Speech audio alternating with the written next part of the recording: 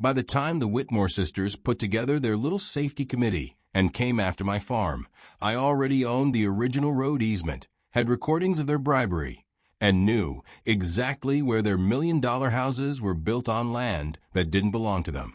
But I should probably back up and tell you how this whole train wreck really got rolling.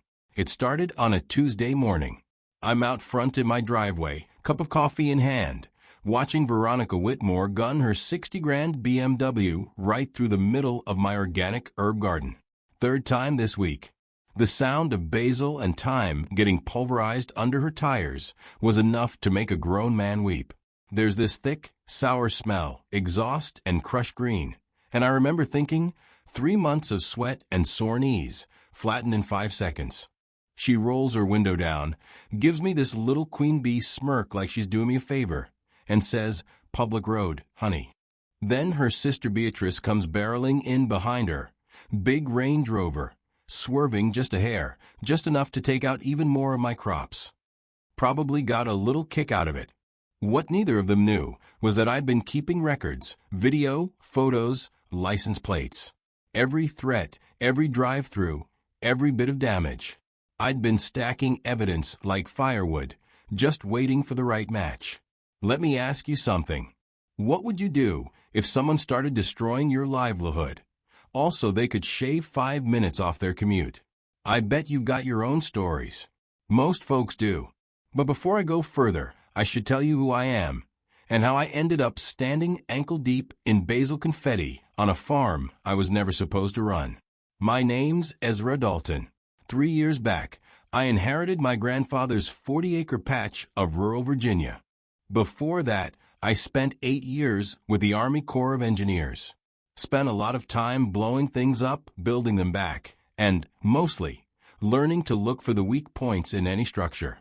Grandpa used to joke that only an engineer would take a chunk of inheritance and turn it into an organic farm. But honestly, after years overseas, the idea of growing something instead of blowing it up sounded pretty good. You get tired of sand and diesel after a while. You start wanting roots. So I did what made sense to me. Turned the farm over to herbs and vegetables. Good soil, no chemicals. Turns out, the same attention to detail that kept me alive in Iraq comes in handy when you're trying to coax basil through a hot Virginia summer. Local restaurants loved it. Chefs would come out, walk the rows with me, taste a tomato right off the vine, and say, "That's what it's supposed to taste like." I loved those mornings, boots crunching on gravel, the wet, living smell of soil and leaves, the sun burning off the last of the dew. For a while it was peaceful. Then Meadowbrook Estates showed up. Some big developer, Pinnacle Properties, bought the pasture next to mine, bulldozed it, and slapped down 40 identical houses. Not an ounce of character between them, just wall-to-wall beige siding and for sale signs. Here's the thing, though. Their only way out to the main road was the old farm access running down my property line. Built for tractors, not morning latte runs. That road had been there since Eisenhower, and suddenly every real estate agent in town was calling it a public access. Give me a break. I figured, fine. Maybe folks will be respectful. Maybe they'll ask. But then the Whitmore sisters showed up, Veronica and Beatrice. Or, as I took to calling them in my head, Tweedledum and Tweedledummer. Let me paint you a picture. Veronica's pushing mid-40s. Hair so blonde it probably costs her a mortgage payment a year. Nails that could get a trout. Sells real estate, flashes a predator smile, and here's the kicker. Her husband Dale sits on the city council. That means, in her mind, she's basically royalty. Beatrice is a couple years younger, drives a Range Rover that's probably never seen a gravel road, and works as an insurance adjuster. If you've ever tried to file a claim and gotten stonewalled by someone who sounds friendly, but is actually looking for any excuse to say no, that's Beatrice. Both of them live in McMansions that cost more than my entire property. Both run the HOA board like it's Congress. And both decided that my farm was unsightly. My tractor's too loud at 7 a.m. My tools create too much dust. Even the sight of my hay bales apparently offends their delicate suburban sensibilities. The first time I noticed tire tracks in my basil patch, I thought maybe it was a lost tourist.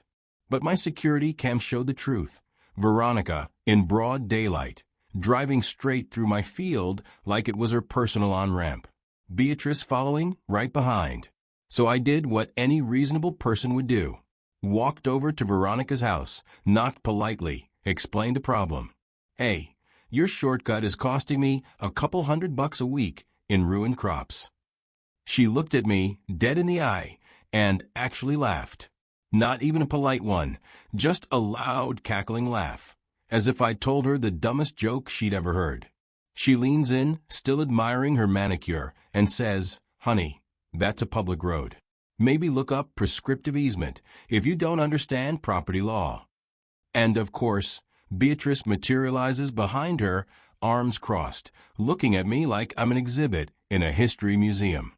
"Farms like this are so outdated," she says.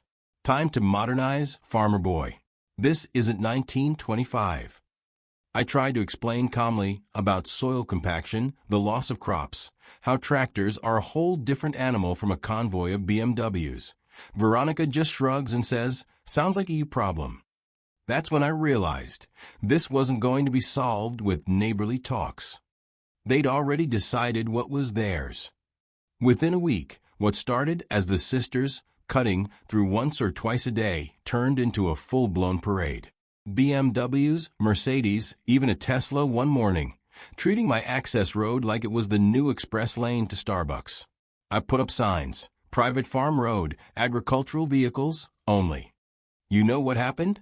Someone spray-painted public road over every single sign, then tossed them into my irrigation ditch. Real classy stuff. But Veronica wanted more. She filed a complaint with the county, claiming my farm was creating unsafe driving conditions. Her letter was 3 pages long, typed with bullet points, accusing me of kicking up dust, blocking traffic with tractors, and my personal favorite, keeping aggressive, potentially rabid farm dogs. For the record, my Border Collie Ranger is the friendliest animal on earth, scared of his own shadow.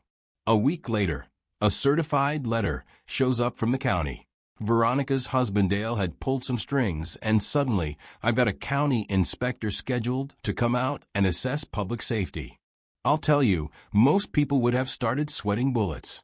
But years in the military taught me one thing. You don't panic, you prepare. When someone comes for you, the first thing you do is gather intel and lock down your position. So I spent my weekend in the courthouse, elbow deep in old deeds and property records, sneezing from the dust. There's a certain smell to courthouse archives, old ink, mold, and the ghosts of bad deals. After about 6 hours, I hit the jackpot. The original 1962 deed for my road, stamped and sealed. There's a covenant, clear as day. Agricultural vehicle access only, forever. Not public road. Not suburban shortcut. Farm use. Period. Want a tip? Old property covenants override almost anything your local HOA can throw at you. If you ever find yourself in a property fight, start with the oldest deed you can get your hands on. I also upgraded my security, real cameras, night vision, motion sensors, everything time-stamped. If the Army taught me anything, it's that documentation wins more battles than a rifle ever will. The real fun began 2 weeks later. I'm out picking tomatoes when a white county van rumbles down the road. Inspector Bradley Morrison looked like he'd rather be anywhere else. Not 5 minutes after he pulls up, who comes rolling in but Veronica and Beatrice, both in their matching SUVs, and a mystery sedan I'd never seen before. All just happening to show up at the exact time as my inspection. That coincidence? Yeah, right. Turns out, the mystery man was Veronica's brother-in-law, a city planner with zero authority over farmland. So what was supposed to be a simple inspection turns into a little ambush, 3 officials, a whole lot of whispering, a lot of looking at my barn like it's a meth lab. They found one problem. My farm stand permit was 6 months out of date. A technicality. Meanwhile, Beatrice is filming with her phone live on Facebook, announcing to the world that dangerous farming operations are endangering Meadowbrook estates. The crowd eats it up, but I'd come prepared. I hand Morrison a fat folder, the 1962 deed, a log of every trespass, photos, timestamps, crop damage. I lay it all out, calm and professional. This road is legally restricted. Happy to explain criminal trespass law to anyone who needs a refresher. Morrison flipped through the folder, eyebrows up to his hairline. Mr. Dalton, this permit thing is minor. You've got 30 days to renew. But this deed is ironclad. He shoots a look at Veronica. This is a private property matter. You'd think that would have shut them down. You'd think wrong. The Whitmore sisters took it as a challenge. They doubled down, recruited the whole subdivision. Pretty soon, 6, maybe 8 cars are cutting through my farm every rush hour. It wasn't just Veronica and Beatrice anymore. Now I've got a literal parade of SUVs, luxury sedans, even a yellow Hummer that looked like a banana on steroids. Morning on my farm used to be peaceful, birds, wind, the soft rumble of a tractor.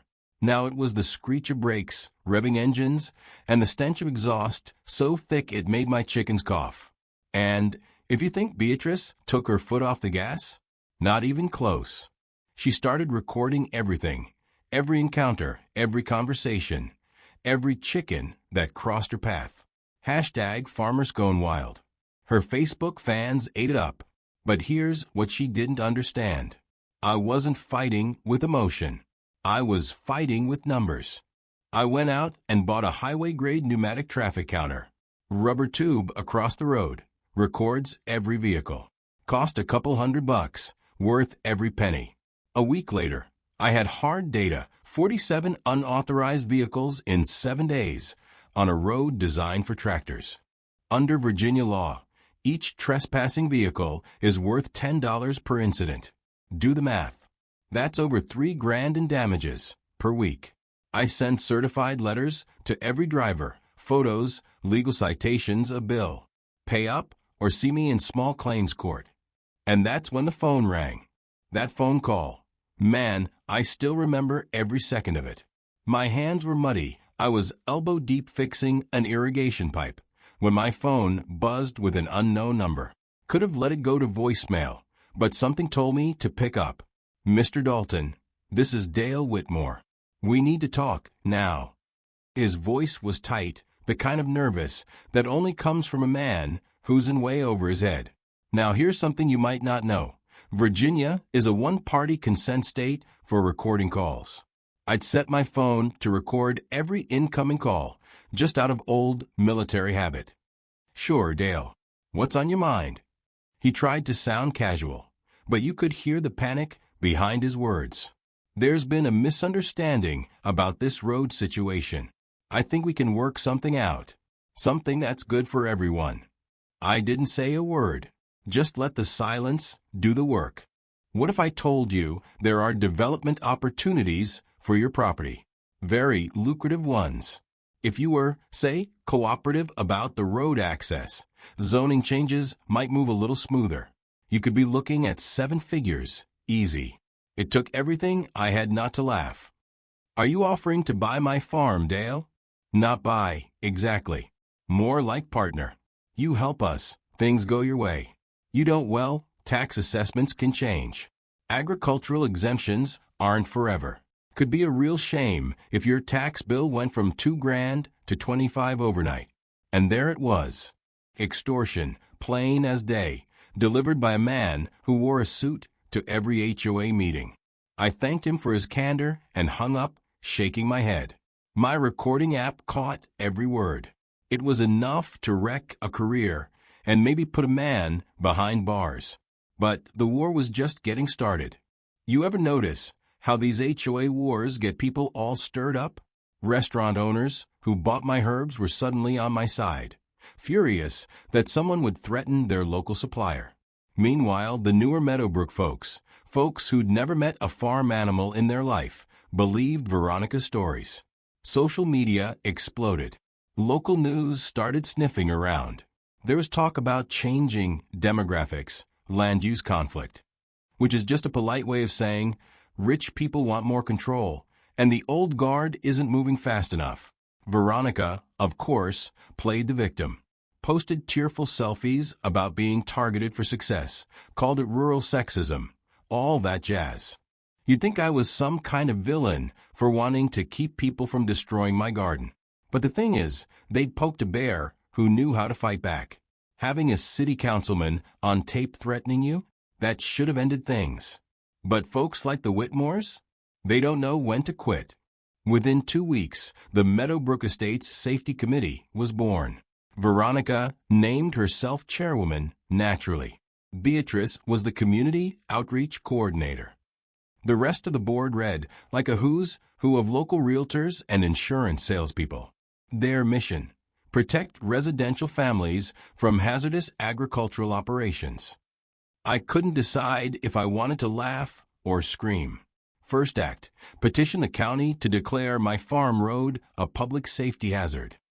They got 12 neighbors to sign statements, half of whom didn't even live in our county. Suddenly, I'm getting letters about environmental contamination and traffic dangers. Beatrice, meanwhile, starts working her insurance connections, and next thing I know my carrier is calling, asking if I've had an uptick in public traffic. You ever had an insurance adjuster grill you about your own land because their friend from Wine Club put in a tip? It's not fun. So I fought back the only way that works in America: science and paperwork. I hired Dr. Sarah Martinez from the AG Extension Office to run a soil impact study. She poked, prodded, wrote up a 10-page report that read like a court order. Said unauthorized vehicles had compacted my soil to the tune of $3,000 in crop losses, and remediation required. Hired a local surveyor, Thompson, to map out my property line with GPS precision. Turns out those cars were driving 47 feet onto my land every time. Not an accident, not a shortcut, systematic theft.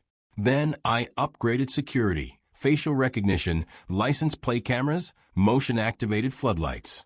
Everything documented, everything backed up to the cloud. If they were going to turn this into a criminal case, well, two could play at that game. The public hearing they orchestrated was straight out of a sitcom. The county meeting room was packed, signs, banners, even a few people who looked suspiciously like professional actors. Beatrice kicked things off with a PowerPoint, pie charts, traffic animations, even a 3D model of the intersection. She'd probably spent more on graphic design than I made all year. Outdated agricultural operations must evolve with the community, she said, waving at a picture of a car accident from another state. The audience murmured in agreement. Then Veronica brought out a parade of concerned citizens. My tractor had aggressively followed one of them for 2 miles. My hay bales were environmental hazards. It would have been hilarious if it wasn't my life on the line. When the commissioner finally called on me, I stood up slow. "Thank you, Commissioner Powell. I'll be filing my response through legal channels." Within 48 hours. I didn't shout, didn't rant, just let my calm, measured words fill the silence. Gave them nothing. And in that moment, you could feel the room shift. They expected a hothead. What they got was a man with evidence. That night, I ran every license plate from the concerned residents. 3 lived in other counties, 1 in Maryland. I did some digging into Pinnacle Properties, and what do you know, same story in 4 other counties. Build, bully, grab land. This wasn't just a feud. It was a pattern. Corporate land grabs, dressed up as community safety. Then a real break. One Thursday, my surveyor calls, out of breath. "Ezra, get down here, I found something." Turns out his metal detector had picked up old concrete survey markers, buried 2 feet down, set in 1958. The original road easement, with handwritten notes along the edge. For agricultural use only in perpetuity. Changes require unanimous consent of adjoining property owners. In plain English, I held the legal veto.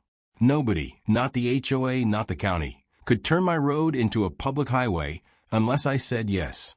But that wasn't even the best part. Thompson had found construction surveys showing 3 Meadowbrook houses, both Whitmore homes included, built 8 to 12 feet onto county right-of-way, meaning they'd built million-dollar houses partly on public land. No lease, no permission, just arrogance and a rubber stamp inspector who retired to a Florida beach house the day after. It was almost too good to be true. Their entire campaign to take my road, built on the weakest possible foundation. Literally. I spent a week digging up more records with help from Janet Reeves, the county clerk who'd been around since Jimmy Carter. "This is fraud, plain and simple," she said, shaking her head as we photocopied old permits and bank statements. Turns out, the Whitmore inspector had signed off on dozens of violations, then retired with a sudden influx of cash. Funny how that works. That night, sitting on my porch with the wind chimes singing, it hit me. I had the smoking gun. All I needed was the right legal artillery. So I called Miranda Santos, agricultural lawyer out of Richmond. Has the personality of a buzzsaw and the brain of a chess grandmaster. When I told her the story, she laughed. "Ezra, this is the kind of case that pays for my daughter's college." We met in her law library, surrounded by books thick as bricks. "You've got a slam dunk," she said, sketching out our plan. "Old agricultural easements are constitutionally protected. The construction violations are felonies. And Dale's threats? That's federal." We pulled together a war council. Tommy, my restaurant connection, brought financial statements. Janet, the clerk, rolled in boxes of records. My old Army buddy Marcus, now a contractor, mapped out the code violations. We mapped it out. Criminal complaints for bribery and fraud. Cease and desist notices for every trespasser. Letters demanding rent or demolition for the houses built on public land. The kicker? Insurance companies won't cover illegal structures. One little fire, and the Whitmores would be on the street. We even discovered Pinnacle had run the same scam elsewhere. Class action suit. Statewide precedent. That night, for the first time in months, I felt hope. The next morning, the Whitmore sisters fired back in classic HOA fashion. They hired a private investigator, a guy so obvious he might as well have been wearing a "Hi, I'm spying on you" badge. Old rental sedan, telephoto lens, parked across from my mailbox, pretending to check his GPS. Every time I'd wave, he'd duck. On hot days, I'd leave him a cold water bottle. Even spies need hydration. But their real campaign was way nastier. Veronica filed a police report claiming I'd made terroristic threats in a drunken midnight call. According to her, I threatened to unleash attack chickens on her BMW. Deputy Lawson, local guy who's known me for years, had to come by and ask a few questions. He looked almost embarrassed. "Ezra, I gotta file the paperwork, but you were at the VFW poker night with 6 witnesses, and there's no record of a call. This is just them flailing." Meanwhile, Beatrice started flooding the health department with anonymous complaints. Groundwater contamination, dangerous chemicals, you name it. It would have been hilarious if it wasn't so aggravating. The inspector who showed up was a kid who looked too young to shave, kept apologizing as he tested my perfectly clean well. He was more nervous than I was. Then came the sabotage. One morning, my cows were loose. Fence cut in 3 places, wires snipped clean. Not torn, not trampled. Cut. Within an hour, Veronica was out there, heels clicking on the pavement, live streaming the dangerous animals she claimed were terrorizing Meadowbrook Estates. If she'd waited 5 more minutes, she would have caught me fixing the fence, but that's never how these things go. Lucky for me, my security system caught everything. Beatrice's Range Rover creeping along the fence line at 2:17 a.m. Lights off, a shadow cutting the wire. I got my vet, Dr. Martinez, same one who'd done the soil study, to confirm it. These aren't animal breaks. Someone did this with bolt cutters. And then came Dale's last stand. He called one night, panic in his voice, like a man hanging by a thread. "Ezra, we need to talk." Miller's Diner. Tonight. Come alone. You ever been to one of those truck stop diners on the edge of nowhere? Greasy spoon, black coffee, the clatter of plates masking whispered deals. Dale sat in a booth, suit wrinkled, sweat beading on his brow. "You're destroying everything," he muttered, hands shaking as he stirred his coffee. I slid in, phone recording in my pocket. "Your family destroyed themselves when they built those houses on stolen land. This was never personal. But the bribes, the threats, the vandalism? That's all on you." He tried to hand me a folder, $850,000. "Sell. Go away. You'll never have to work again." There were contracts, blueprints, a timeline for demolishing my grandfather's house and building a shopping plaza. I handed it right back. "And if I don't?" His face fell. "Then you'll see just how many friends I have in government. Inspectors, health boards, tax assessors. They all owe me favors." He said it like a threat, but all I heard was a confession. Every word caught by my phone. The rain outside had picked up, pounding on the metal roof. And for the first time in this whole mess, I actually felt sorry for him. He'd trapped himself in a game he was never going to win. But the Whitmore sisters had one more play, a masterpiece of fake crisis. They organized an emergency town hall, splashed banners everywhere, community safety first, protect our families, like we were under attack by terrorists, not a guy who grew tomatoes. The room was packed with faces I'd never seen. Real estate agents, out-of-towners, people who looked like they'd never touched dirt in their lives. Veronica led with tears, describing how her children lived in fear of my tractors and unpredictable farming activities. Beatrice unveiled a slide deck, traffic patterns, photoshopped images of my equipment looming like monsters over the neighborhood. Dale, in his best politician voice, proposed eminent domain to seize my road. But here's where it got really juicy. The concerned residents who gave testimony? One was Margaret Hoffman, who claimed she lived next to my farm.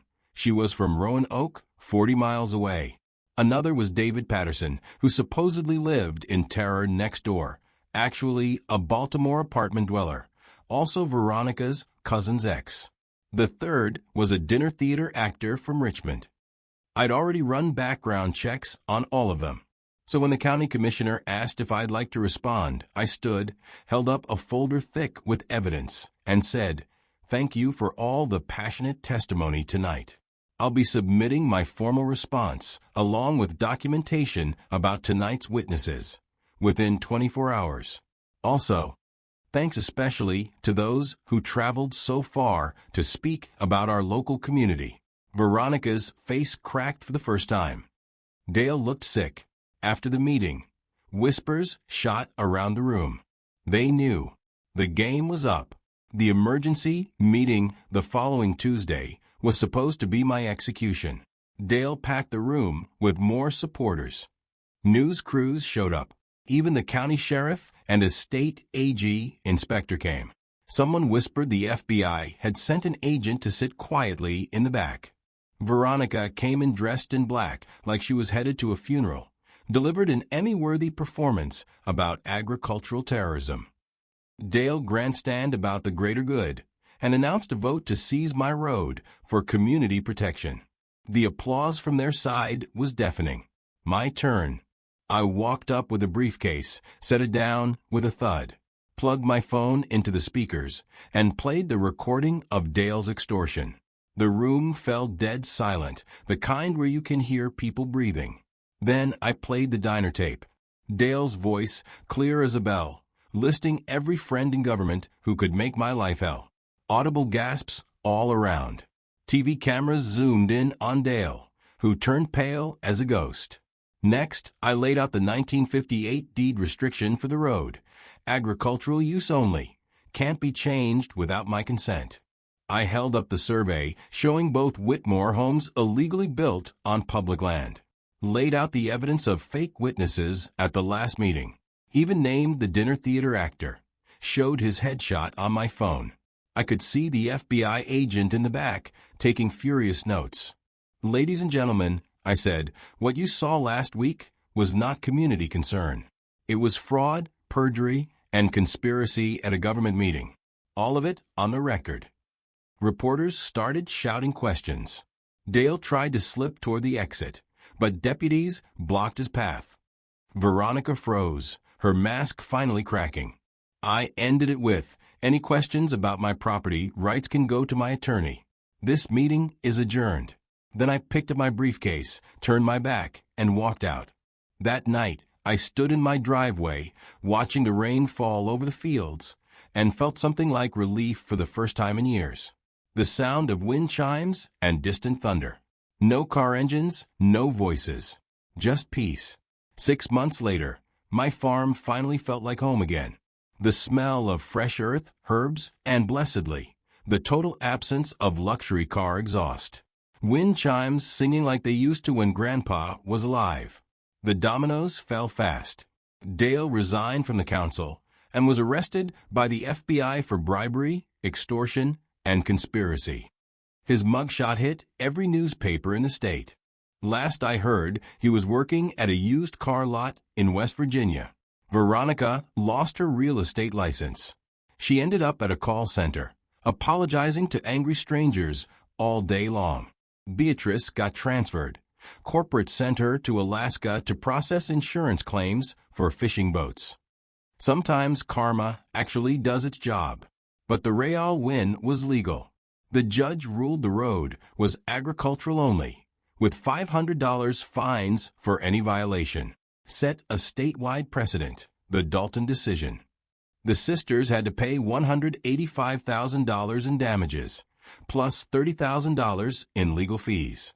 Pinnacle Properties, the developer, got hit with a class action suit from every farmer they'd harassed. They settled for over $2 million and agreed to knock it off. Those 3 houses built on public land? Owners had 60 days to pay back rent or demolish the illegal parts. 2 chose bulldozers. Beatrice's place was foreclosed when they couldn't pay the fines. Meadowbrook Estates changed. With the Whitmores gone, the neighbors actually started talking to each other. We had a barbecue. Kids wandered through my tomato rows. Local restaurants expanded farm-to-table partnerships. Property values went up. Turns out, buyers like communities that stand up for themselves. The best thing? We used the settlement money to start a nonprofit, Seeds of Service. Free land leases and training for military vets who wanted to farm. College scholarships for rural kids. A real AG extension program. 12 veterans started growing food instead of fighting wars. A dozen kids went to college who might not have. That's something worth more than any grudge. Now most mornings I walk my rows, listen to the chickens and the bees, smell the basil, and know those tire tracks aren't coming back. County passed new rules, agricultural ombudsman, legal aid for farmers, ordinances that actually protect rural land. On summer nights, I sit on the porch and watch fireflies. Grandpa's words echo. Good land outlasts bad people. Patience beats aggression every time. If you've got your own neighbor horror story, you're not alone. Entitled folks are everywhere. Don't give up. Document everything. Find your allies. Sometimes the best revenge is just refusing to back down.